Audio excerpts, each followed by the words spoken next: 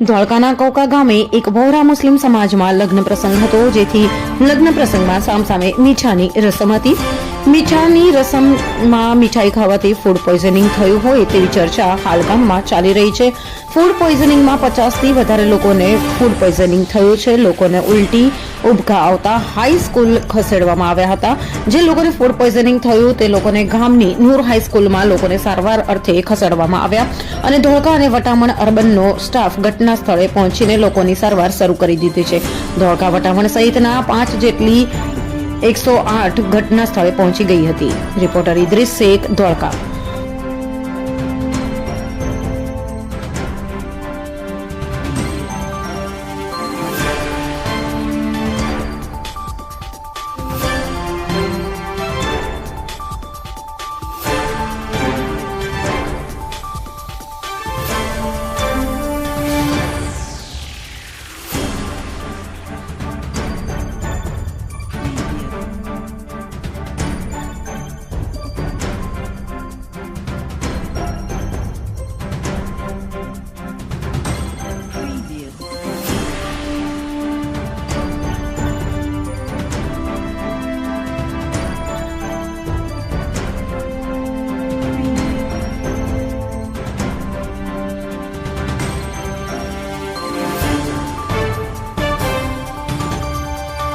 हम दिखाएंगे सच्चाई की खबर चैनल को लाइक कीजिए, सब्सक्राइब कीजिए और हमारे साथ जुड़े रहिए.